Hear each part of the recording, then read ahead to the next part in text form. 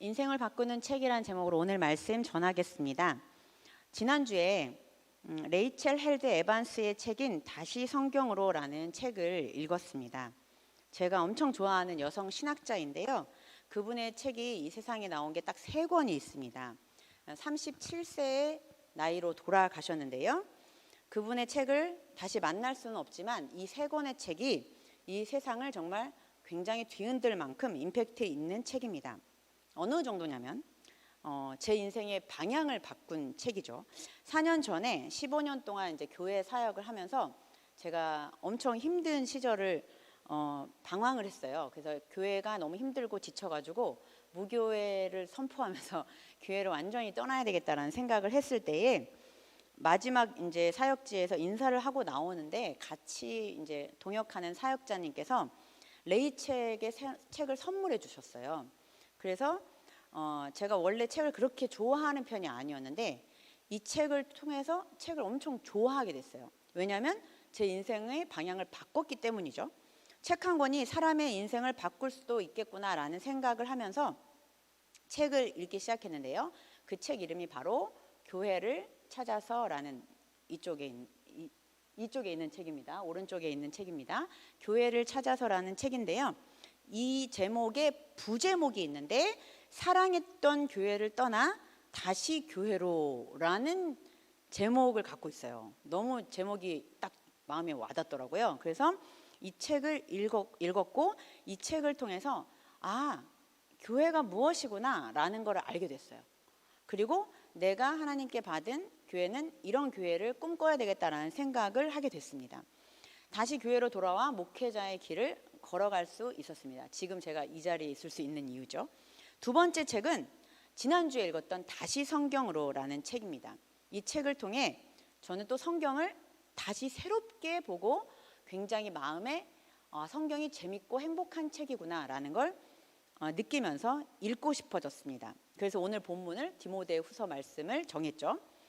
이 레이첼이 성경 구절 한 구절이 마법 같다는 표현을 했어요.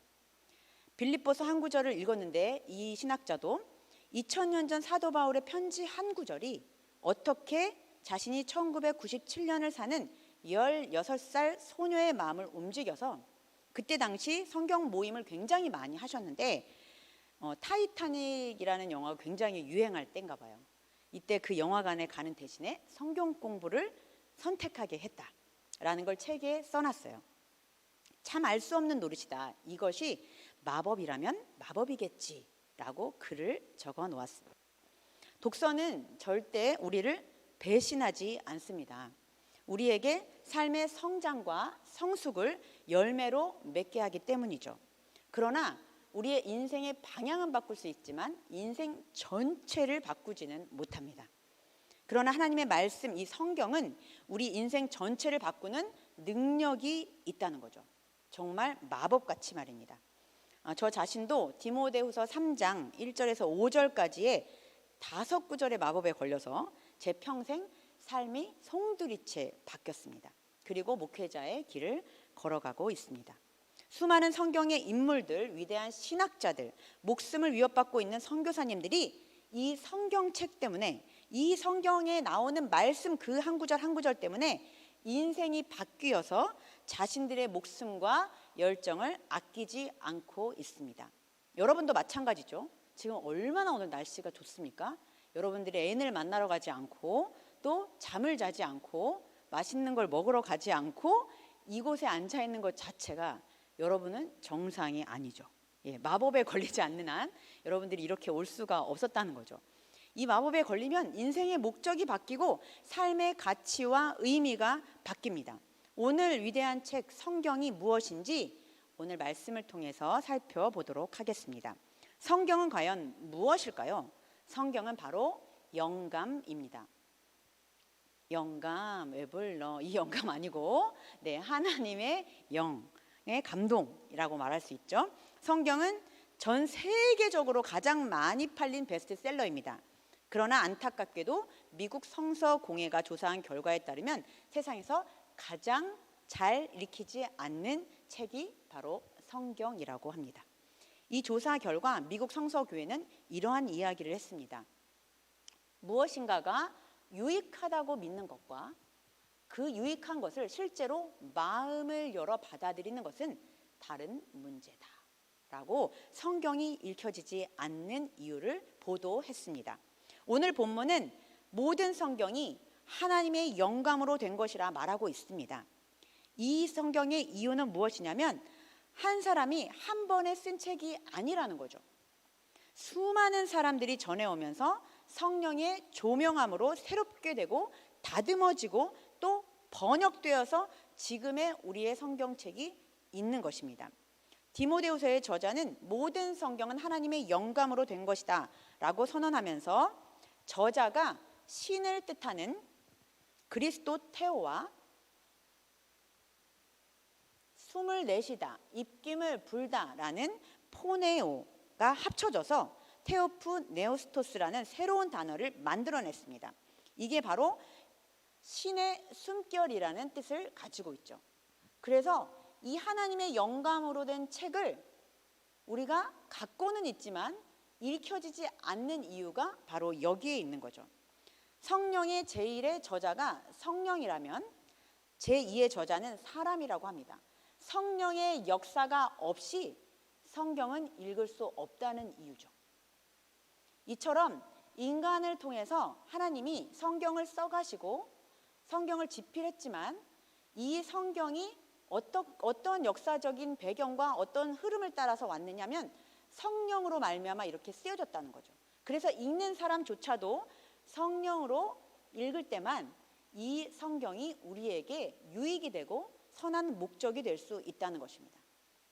그래서 우리가 성령 충만을 강구하는 이유는 하나님의 말씀을 제대로 읽고 하나님의 말씀을 제대로 해석하는 데 있습니다. 이 영감은 누구에게나 근데 찾아올 수 있습니다. 단 조건이 있죠. 진정한 영감은 행운 하나, 인기 많은 사람에게 오는 것이 아니라 어떤 사람에게 올까요? 물론 성령 충만으로 오지만 우리도 하나님에 대한 응답을 해야 되는 거거든요. 성실한 사람에게 찾아온다는 것입니다. 아무리 피곤해도 매일 아침 꾸준히 키보드를 두드리는 작가에게, 손가락 끝에서 피가 나도록 연습하는 기타리스트에게, 자신만의 스타일로 만든 춤을 선보이기에 앞서 고전 무용의 스텝을 끊임없이 반복하는 무용수에게 바로 영감이라는 게 찾아옵니다. 아무리 음악을 좋아해도 저 같은 사람들은 음악에서 영감을 잘 못 찾겠죠. 예, 음악을 통해서 목숨을 걸지 않으니까. 그러나 성경은 제가 매일매일 읽어나가고 매일매일 설교하기 때문에 여러분보다 훨씬 저에게 영감이 많이 오겠죠. 왜냐하면 그걸 통해서 계속 성실하게 이 성경을 읽어나가기 때문입니다. 사랑하는 여러분, 성경을 통해서 여러분들이 하나님의 영감을 받기를 원하십니까? 그러면 성경을 펼쳐서 읽으셔야 합니다. 우리에게 하나님은 그의 영감으로 쓰여진 성경을 통해 세상을 지혜롭게 살아갈 수 있는 영감을 우리에게 주시기를 원하십니다. 두 번째로 성경을 어떻게 읽어야 할까요? 바로 성경과 씨름해야 합니다. 교훈과 책망과 바르게 함과 의로 교육하기에 유익하다고 성경의 정의를 써놓았습니다. 사람에게 교훈을 주고 책망하고 바르게 하고 의로 교육하기에 유익한 책이 바로 성경이라는 것이죠. 근데 교훈과 책망이라는 부분은 원리라는 부분으로 해석하면 되고요. 바르게 함과 의로 교육하기에는 실천사항이라고 보면 좋습니다. 이 교훈과 책망 두 가지는 교회 안에서 디모데에게 사도 바울이 전할 때에 어려운 일이 있을 때, 세상에서 실망하고 낙심할 때 성경의 말씀이 기준이 무엇인지 원리가 무엇인지 교훈하고 책망해야 한다. 마음대로 감정적으로 교회 안에 있는 사람들에게 책망하거나 교훈하면 안 된다. 실제적으로 우리는 내가 경험한 신념을 통해서 많은 사람들에게 조언을 하죠. 그러나 디모데는 오늘 사도 바울을 통해서 하나님의 말씀으로 교훈하고 하나님의 말씀으로 책망하라고 말하고 있습니다. 성경의 바른 가르침으로 교육해야 하고, 두 번째로 잘못되고 어긋난 길을 갈 때는 실천 사항을 통해서 바르게 또 인도해야 한다고 말하고 있습니다. 왜냐하면 이 당시에 거짓 교사들이 굉장히 많았거든요. 그런데 이 거짓 교사들을 대항할 수 있는 것은 무엇이었냐면 바로 하나님의 말씀, 정확한 해석, 정확한 교훈, 이것들을 통해서 사람들을 인도해야 하는 일들이 많았기 때문입니다. 그래서 사람들에게 교훈과 책망뿐만 아니라 너희들이 그렇게 한번 살아봐 라는 이야기를 했다는 거예요. 그래서 바르게 함과 의로 교육하기에 실천사항으로 이 성경을 적어 놓았다는 것입니다. 바르게 함이라는 뜻은 바로 추를 바로 세우다라는 뜻이고, 의로 교육하다라는 뜻은 어린아이를 훈육한다라는 뜻을 가지고 있습니다. 어린아이를 어떻게 훈육하죠? 우리가 한 번에 아이들이 말을 듣나요? 아이들은 여러 번 훈련을 통해서 말을 듣게 되죠. 그래서 성경도 우리가 실패하더라도 자주자주 실천하고 반복해야 한다는 것입니다. 결론적으로 성경은 읽고 지식으로 알아야 되지만 그 지식을 가만두면 안 되고 우리가 실천할 때 비로소 성경이 유익하다는 것이죠. 저는 45년 동안 회를 두세 번 정도 먹어봤습니다. 회를 안 좋아하는 것뿐만이 아니라 회가 저에게 나쁠 것이라는 생각을 갖고 있었어요. 그 이유는 회가 찬 음식이니까 저는 제가 몸이 차다는, 손발이 항상 차기 때문에 먹으면 안 된다는 선입견이 굉장히 많이 있었어요. 그건 저의 그냥 신념이죠. 어디에서 제가 검사를 받은 게 아닌데도 불구하고. 그래서 회를 먹으면 무슨 맛인지도 잘 모르겠고 왜 맛있는지도 몰랐고 그랬는데 그리고 먹으면 탈이 난다는 강박에 시달리고 있었어요. 그런데 작년에 제가 이제 체질 검사를 하고 굉장히 몸에 대해서 이제 여러 가지 조사를 했는데 제가 몸이 차가운 사람이 아니었다는 사실을 알게 된 거예요. 그래서 회가 가장 저에게 보약이라는 거예요. 보약. 저는 45년 동안 보약을 안 먹은 거예요. 그래서 너무 깜짝 놀랐어요. 그 다음부터 제가 어떻게 했을까요? 회를 엄청 자주 먹었죠. 근데 그 전에 그렇게 회를 먹으면 탈이 났는데 지금은 아무리 많이 먹어도 탈이 안 나요. 왜일까요? 왜일까요? 정말 신기하고 놀랍습니다. 그런데 회를 처음에는 먹다 보니까 무슨 맛인지 잘 몰랐는데 자주 먹으니까 이 집은 회를 잘 못하는구나, 이 집은 초밥이 훨씬 낫겠구나, 이런 생각이 들면서 회의 맛을 알아가는 거예요. 자주자주 먹게 되니까. 말씀도 마찬가지예요.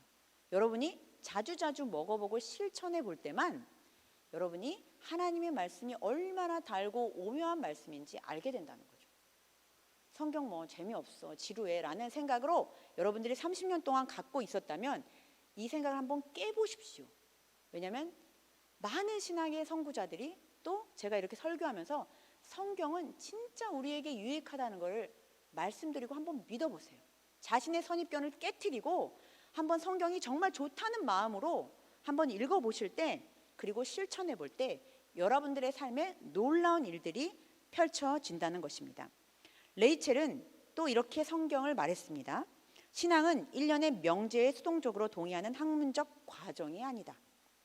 그것은 안전장치가 없이 오르는 거칠고 험난한 등산과도 같다. 가만히 기다리는 대신 밤새 씨름하여 복을 달라고 매달리는 싸움과도 같다 라는 표현을 했습니다.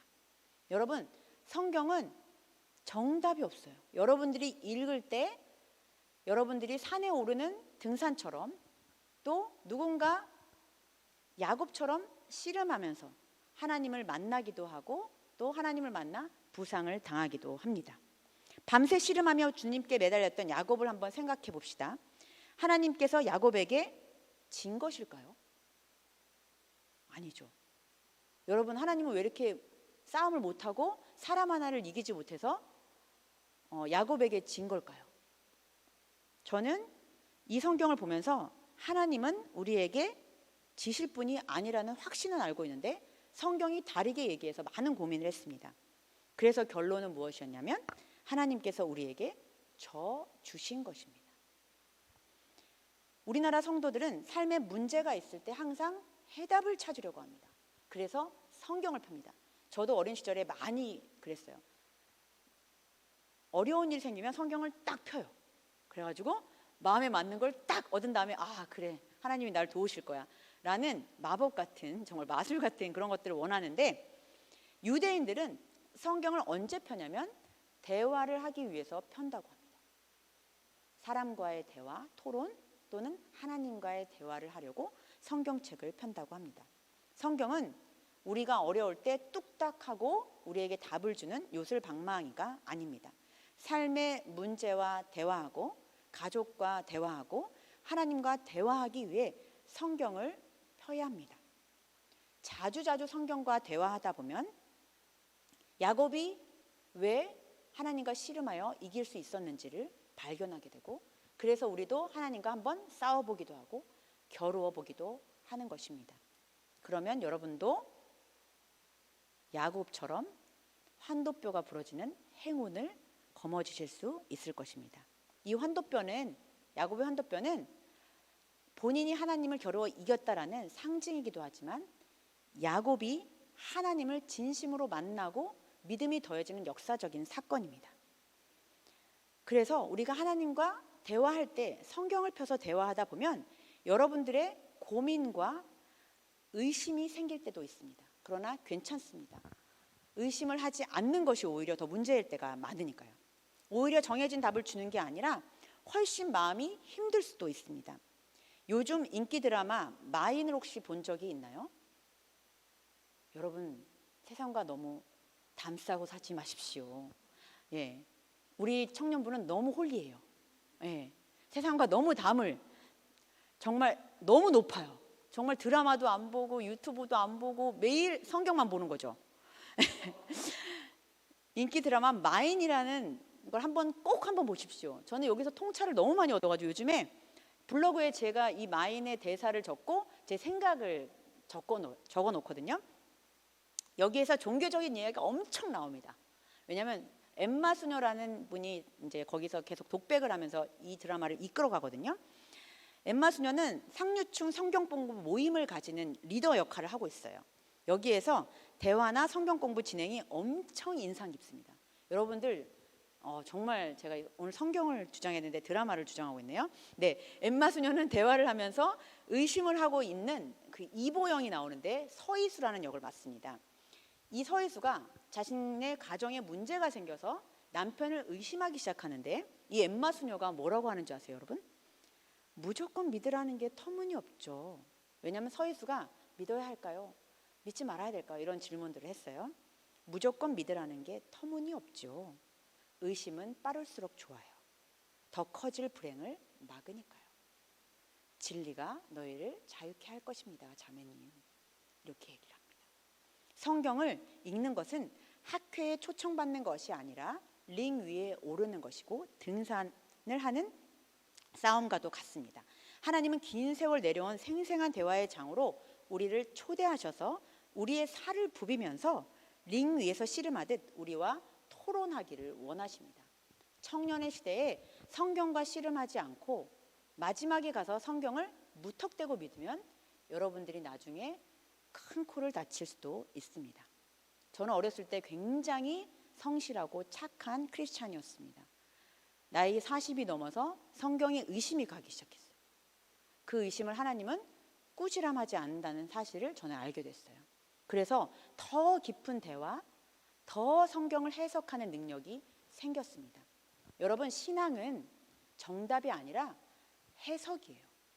똑같은 사건이 났을지라도 이 사건을 통해서 하나님이 나에게 무엇을 주시고자 하는가라는 것을 내 생각과 신념이 아니라 성경을 통해서 알아낼 때 우리의 삶에 엄청난 유익이 있습니다. 청년의 시대에 고민과 갈등이 없다면 여러분 너무 재미없지 않습니까? 저는 그래서 청년 시절을 너무 재미없게 보냈습니다. 왜냐하면 성경이 답이다라고 무조건 믿었기 때문이죠. 한 번에 정답처럼 사는 인생이 어디 있겠습니까? 그리고 인생의 정답이 또 어디 있겠습니까? 제 삶이 이렇다 해서 여러분들의 삶도 똑같다고 얘기할 수 없습니다. 바로 해답을 찾아가는 과정이 인생이기 때문입니다. 그러니 성경을 정답지로 보지 마시고 여러분 해답지로 보셔야 합니다. 여러분의 질문이나 의문을 주님 앞에 내려놓고 그 과정에 대해서 이해하고 풀이하는 과정 속에서 하나님이 여러분들을 깊이 만나 주실 것입니다. 마지막으로 성경을 왜 읽어야 할까요? 그 답이 15절과 17절 말씀에 나와 있습니다. 우리 함께 읽어보겠습니다. 시작. 이제 세 번역으로 제가 했습니다. 좀 이해를 돕기 위해서. 시작. 그대는 어려서부터 성경을 알고 있습니다. 성경은 그리스도 예수를 믿는 믿음으로 말미암아 그대에게 구원에 이르는 지혜를 줄 수 있습니다. 성경은 하나님의 사람을 유능하게 하고 그에게 온갖 선한 일을 할 수 있게 하는 것입니다. 성경을 왜 읽어야 하냐면 여러분들 인생의 해답을 찾아가는 과정 속에서 우리가 구원받았음을 알려주는 지혜를 알려준다는 거예요. 우리가 말씀을 읽고 신앙생활을 하는 이유는요, 우리가 구원이 우리 앞에 있기 때문이에요. 우리가 죽어서 천국 갈 수 없다면, 지금 이 시기가 지옥이라면 여러분들의 삶은 너무 어렵고 힘들기만 할 것입니다. 구원에 이르는 지혜와 우리가 선한 영향력으로 살 수 있게 하려고 우리가 성경을 읽는 거예요. 유튜브 2천만이 넘는 조회수를 자랑하는 싱 어게인의 이무진 가수. 여보세요. 이거 알죠, 여러분? 네, 2천만 중에 다 속해 있죠? 맞죠? 이거 모르면 진짜 안 됩니다, 여러분. 이 곡은 누가 부른 것일까요? 원래 원곡자가 누구일까요? 한영애 씨죠. 이분은 1970년대에서 1980년대 활동했던 가수입니다. 50년이 지난 후에 불렀죠. 그런데 그 같은 곡을 이무진이라는 가수가 불렀는데 완전 센세이션을 일으켰어요. 싱 어게인이 탄생시킨 스타 이승윤 여러분 알고 계시죠? 이재철 목사님의 아들이신데 이분이 또 부른 리메이크 곡 산울림의 믿음의 주단을 깔고 이효리의 부른 772뱅뱅, 이것들은 유튜브에서 곡 이름을 딱 검색하면 이효리께 나오거나 산울림 노래가 나오는 게 아니라 이승윤이 부른 리메이크 곡이 나와요. 너무 신기하지 않습니까? 성경도 마찬가지입니다. 성경은 리메이크로 부르는 우리의 노래입니다. 엄청난 영향력을 줄 수 있는 이 리메이크 곡처럼 우리도 우리가 성경을 읽지만 2000년 전에 이 성경이 리메이크 곡이 되어서 우리의 삶의 노래가 될 때 여러분들은 구원에 이르는 지혜를 알게 되고 선한 영향력으로 살아갈 수 있습니다. 마틴 루터는 종교개혁 당시 종교개혁이라는 폭탄에 불을 붙인 것이 바로 하나님의 말씀이었습니다. 여러분, 폭탄이 있는데 폭탄에 불을 붙이지 않으면 그 폭탄이 무슨 존재 이유가 있을까요? 로마서 말씀 한 구절, 그 불씨 하나가 종교개혁을 일으키는 불씨가 돼서 이 땅을 완전히 변화시켰습니다. 그 말씀은 로마서 말씀이죠. 오직 의인은 믿음으로 말미암아 살리라. 마틴 루터는 성경의 탁월한 해석자이며 신학자였습니다. 그런데 그런 그가 성경을 인생에 고민이 있다가 딱 펼쳤다가 이 말씀 딱 보고 말았을까요? 그래서 종교개혁이 되었을까요? 아닙니다. 루터는 수십 번, 수천 번, 수만 번 성경을 읽고 씨름하면서 발견한 진리가 바로 로마서 1장 17절 말씀이었던 것입니다.